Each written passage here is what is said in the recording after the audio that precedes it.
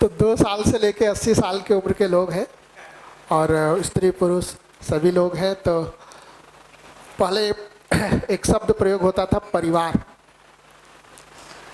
आप कहेंगे कि इसके साथ पहले क्यों लगा रहे हैं, वो तो आज भी प्रयोग होता है। 2 शब्द परिवार के लिए प्रयोग होने लगे हैं, जॉइंट फैमिली संयुक्त परिवार, और एक को कह दिया है न्यूक्लियर फैमिली। पहले ये 2 शब्द नहीं थे, पहले एक ही शब्द था, वो था क्या? परिवार। तो जैसे परिवार था, कम से कम 30, 40, 45 लोगों का एक परिवार होता था। अब कुछ हम लोगों ने उसमें जो भी योग संयोग बिठा करके 4-5 लोगों को अलग कर लिया। आपको ये लगे कि आप परिवार का हिस्सा थे और कट गए, तो ये आराम देता है, परेशान करता है। तो उसका उपाय आदमी ने ढूंढा क्या कि उसको नाम देते हैं न्यूक्लियर फैमिली और उसको नाम दे देते हैं ज्वाइंट फैमिली। लेकिन ठीक ढंग से देखने जाएं तो परिवार का जो डेफिनेशन है उसमें 2 पीढ़ी जरूरी है या कम से कम 3 पीढ़ी? 2 पीढ़ी वाले संख्या को परिवार कहा जाए या 3 पीढ़ी एक साथ रहे कम से कम उसको परिवार कहा जाए? कम से कम 3 पीढ़ी, है ना। तो 3 पीढ़ी अगर साथ रह रही है तो पिताजी होंगे, उनके 2 बच्चे अगर हैं या 3 बच्चे हैं, उनका परिवार होगा, फिर उनका परिवार होगा। तो आज से अगर थोड़ा पीछे जाएं तो हो सकता है जितने संख्या में लोग यहाँ बैठे हैं इतने संख्या के परिवार भी होते रहे होंगे। कभी रहे होंगे कि नहीं इस धरती पर? आज के दिन तो कठिन हो गया है, एकदम काल्पनिक लगता है आज के दिन, वैसे या वास्तविक है? इतने बड़े संख्या में परिवार कभी चले होंगे, ये काल्पनिक घटना है वास्तविक घटना? तो आदमी को एक समय लगा कि 80 आदमी के परिवार के साथ तालमेल बिठा के चलना बड़ा कठिन काम है, बड़े झंझट है। तो आदमी ने उसका हल क्या निकाला? बोले कम लोग रहेंगे तो झंझट कम होगा, झंझट कम होगा तो मौत ज्यादा होगी, है ना। तो लोगों ने उसका उपाय निकाला कि कुछ 2-4 लोग 5 लोग का एक छोटा परिवार एक जगह अपना अलग किनारे रहेगा तो तमाम झंझटों से मुक्त हो जाएगा। तो पिछले 2 पीढ़ियों में, खासतौर से तीसरी पीढ़ी में तो शुरू हुआ, लेकिन पिछले 2 पीढ़ियों में काफी ठीक ढंग से स्टैब्लिश हो गया कि छोटा परिवार बराबर सुखी परिवार। तो 2 पति पत्नी और 2 बच्चे अधिकतर, तो 3-4 लोग अपना रहने लगे, वहां तक तो ठीक है।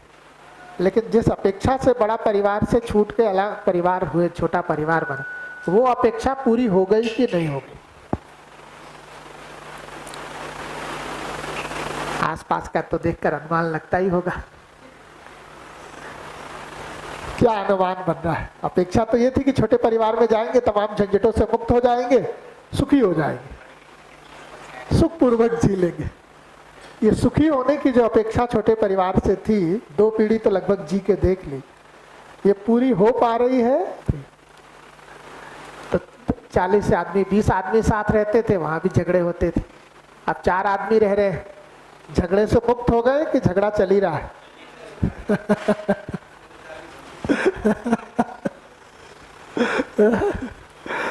सीधे सीधे देख लेना, मतलब झगड़े से मुक्त हो गए हो तब तो ठीक है, और झगड़ा चल ही रहा है, मतलब फिर ये निष्कर्ष बनेगा कि संख्या समस्या नहीं है, जिया कैसे जाए ये समस्या है। जिया कैसे जाए अगर ये स्पष्ट नहीं है तो 2 आदमी भी झगड़ा करने के लिए पर्याप्त है। तो एक समय तक लगा कि संख्या समस्या है, तो संख्या को तोड़ तोड़ के हम 2 हमारे 2 पे ले आए। अब तो हम 2 हमारे 2 भी टूटने के कगार पे आ गया है। आप कहते हैं कि प्राइवेसी चाहिए। आप कहाँ पर आ गए? बोले 4 आदमी परिवार में हैं लेकिन प्राइवेसी चाहिए कि हमारा अपना अलग कमरा हो, हमारे मोबाइल का पासवर्ड सिर्फ हम ही को पता हो, हमारी अलमारी की चाबी हमारे पास ही रहे, उसमें क्या है किसी को पता। उसको क्या बोलने लगे? प्राइवेसी। अभी 4 आदमी में 4 कमरे हो गए, सबके मोबाइल के पासवर्ड अलग अलग हो गए, अपने अपने कमरे और अपने अपने अलमारी की चाबियां अलग अलग हो गई। तो अभी 4 आदमी का भी परिवार में रह रहा है, होटल में रह रहा है, ये भी कहना कठिन हो जाता है। तो 40 आदमी से 4 आदमी में आए और 4 आदमी में भी क्या हो गए? न्यूट्रॉन अलग हो गया, प्रोटॉन अलग हो गया, इलेक्ट्रॉन अलग हो गया। ये न्यूक्लियर परिवार रहा, वो भी बिखर गया। आदमी आदमी के साथ जिएगा कैसे? सिर्फ सुविधाओं के सहारे आदमी आदमी के साथ जीने का काम पूरा हो जाएगा, या आपस में भाव भी ठीक रहने जरूरी है? भाव का मतलब, ये जो 4 लोग रह रहे हैं, सुविधा तो है ही और आपस में विश्वास का भाव नहीं। अगर विश्वास का भाव बढ़ेगा तो प्राइवेसी बढ़ेगी कि घटेगी? तो परिवार में ठीक से जीने का काम सिर्फ सुविधाओं के सहारे ही हो पाएगा, या सुविधाओं के साथ साथ भाव को भी ठीक करना पड़ेगा? तो जितनी पढ़ाई हम कर चुके हैं या कर रहे हैं, पढ़ लिख करके नौकरी करके पैसा कमाने का एक पूरा व्यवस्था तो चल ही रहा है, और वो जरूरी भी है। बिना सुविधाओं के परिवार चल जाएगा क्या? ये भी जरूरी काम है।